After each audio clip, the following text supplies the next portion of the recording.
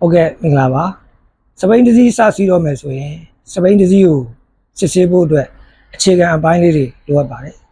အခုဒီနေ့ဗီဒီယိုထဲမှာတော့ကျွန်တော်တို့နေ့စဉ်တွေ့မြင်နေကြဒီလိုမိန်းမစီးစပိန်မျိုးလေးတွေရဲ့စစီးတော့မယ်အပိုင်းမှာအခြေခံလိုအပ်မဲ့အပိုင်းလေးတွေကိုကျွန်တော်ကရှင်းပြပေးမှာဖြစ်ပါတယ်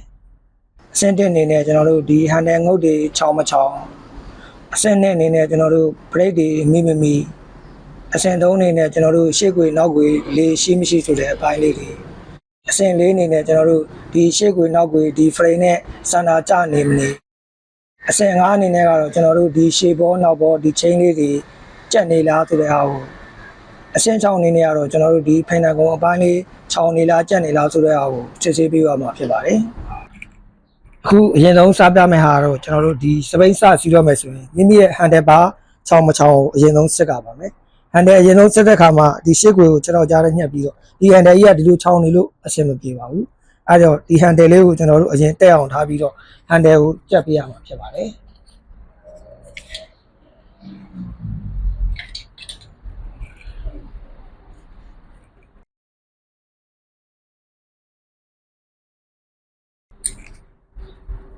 ကြက်ပြီးသွားတဲ့အချိန်မှာလည်းဒီဟန်တယ်ကိုအတက်အနေထားထားပြီးတော့ကြက်ပေးရမှာပါကြက်ပြီးတဲ့အချိန်မှာနောက်တစ်ခေါက်တေးကြမကြပြန်စစ်ပြရပါမယ်ဟုတ်ပြီအဲ့လိုတေးကြသွားပြီဆိုတဲ့အချိန်မှာကျွန်တော်တို့ဒုတိယအနေနဲ့ဒုတိယအဆင့်ကတော့ကျွန်တော်တို့ဒီ handle မှာရှိတဲ့ brake ပိုင်းမိမိစီးမဲ့စပိန်တစ်စီးရဲ့ brake ဒီဘက်ညာဘက်ဆိုရင်ဒါရှေ့ brake မိမိဆိုတော့အရင်ဆုံးဆက်ရပါမယ်နောက်တစ်ခုကတော့ဒီဘက်ကျွန်တော်တို့ဘယ်ဘက်ချမ်းမှာရှိတဲ့ brake တိုင်း brake ကိုညှစ်နောက် brake မိမိအရင်ဆုံးဆက်ရမှာဖြစ်ပါတယ်ဒီလိုလှည့်ပြီးလဲဆန်းလို့ရပါတယ်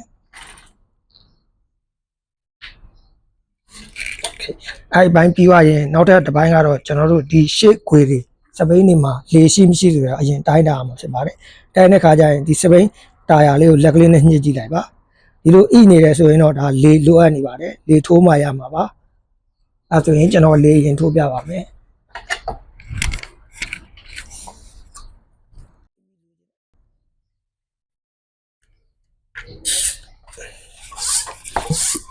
မိလေထိုးတဲ့အခါမှာလည်းမိမိရဲ့ခန္ဓာကိုယ်ပိတ်နဲ့ချိန်ပြီးလေဘလောက်ထိုးရမလဲဆိုတော့တိုင်းတာပြီးထိုးပြရမှာဖြစ်ပါတယ်ဒါဆိုရင်ဝိတ်နဲ့အဆင်ပြေပါပြီလေထိုးလို့ပြီးတာနဲ့မိမိရဲ့ဒီရှေ့ဟိဟတ်တွေလဲမလဲအရင်ဆုံးစစ်ဆေးရမှာပါဘိန်းတွေချောင်းမချောင်းကုန်းတွေချောင်းမချောင်းဝင်ရုံနဲ့တွေချောင်းမချောင်းကိုအရင်ဆုံးစစ်ဆေးပေးရမှာဖြစ်ပါတယ်ပြီးရင်ကိုရဲ့ဒီဘက်ဟိုဘက်ပေါက်နှခမ်းနဲ့ဒီဘက်ပေါက်နှခမ်းကတ်မကတ်ကိုအရင်ဆုံးစစ်ဆေးပေးရပါမယ်ဟုတ်ပြီအဲဒါလေးနောက်ထပ်အပိုင်းကတော့ကျွန်တော်တို့ဒီစုံပိုင်းတွေပါခြေနှင်းများတွေကြက်နေမနေခြေနှင်းများတွေချောင်းမနေနေကိုအရင်ဆုံးစစ်ဆေးရမှာဖြစ်ပါတယ်ခြေနှင်းများတွေချောင်းနေကြက်ပေးရမှာပါဒီစုံတွေချောင်းနေနဲ့ကြက်ပေးရမှာဖြစ်ပါတယ်နောက်တစ်ပိုင်းကတော့ကျွန်တော်တို့ဒီနောက်ကွေအပိုင်းပါနောက်ကွေလည်းခုနကရှေ့ကွေလိုပဲကျွန်တော်တို့လေရှိမရှိကျွန်တော်တို့စစ်ဆေးပေးရပါမယ်ဒီဘင်းဆိုရင်ဒါနောက်ကွေလေရှိပြီးသားပါလေထိုးကြမလို့တော့ပါဘူးအဲ့အပိုင်းပြီးတာနဲ့ခုနကပြောသလိုကျွန်တော်တို့ဒီကွေလေးကိုလှည့်ကြည့်ရပါမယ်ဒီကုန်းလေးချောင်းမချောင်းကွေတဲမတဲအရင်ဆုံးစစ်ဆေးပေးရပါမယ်ဒီကြားလေးတွေကတ်နေမနေဒီဝင်ရိုးနက်တွေချောင်းနေမနေအရင်ဆုံးစစ်ဆေးပေးရပါမယ်ဟုတ်ပြီအဲ့အပိုင်းပြီးတာနဲ့ကျွန်တော်တို့ဒီနောက်ကွေအပိုင်းမှာလည်းကျွန်တော်တို့ဒီလိုဂီယာ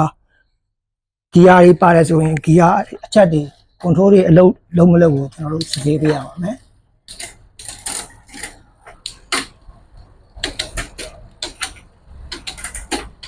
ဟုတ်6အဆုံးစစ်အဆင်ပြေပါတယ်နောက်တစ်ဆင့်ကကျွန်တော်တို့ဒီဘိန်းကိုစစီတော့မယ်ဆိုရင်မိမိရဲ့စီးမဲ့ဖင်တိုင်းကိုချောင်းမချောင်းဒီလိုမျိုးချောင်းနေဆိုရင်စီးနေတဲ့အန်ရရှိပါတယ်အဲ့အပိုင်းတွေကိုကိုကအရင်ဆုံးကြက်ပေးရမှာပါ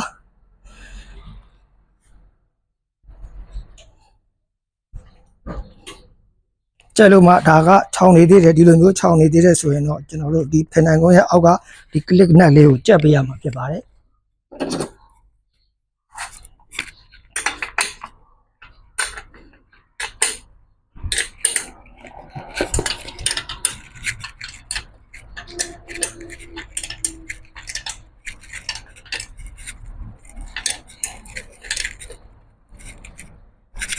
ဟုတ်ပြီအဲ့လိုကြောက်လို့ကြက်လို့ပြီးသွားပြီဆိုရင်တော့မိမိရဲ့အရက်ဆိုင်နဲ့တိုင်းပြီးတော့ဖန်တိုင်းကိုအနေအမြင့်လုပ်ပေးရမှာပါတခုပြောချင်တာကတော့စပိန်လုံးလုံးမစီးတတ်သေးတဲ့လူဆိုရင်တော့ မိမိခြေတော်ကိုမြေကြီးနဲ့ဒီလိုဖင်တကုန်းနဲ့ခွလို့အစင်းနဲ့ဖြစ်နိုင်တဲ့အနေအထားလောက်မှာထားပြီးစီးပေးရင်ပိုအဆင်ပြေပါလိမ့်မယ်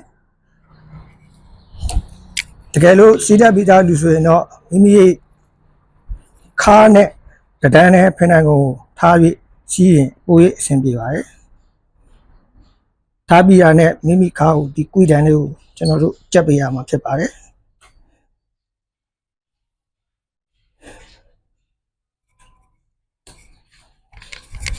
တဲ့မတဲ့ချိန်ပေးရမှာပါ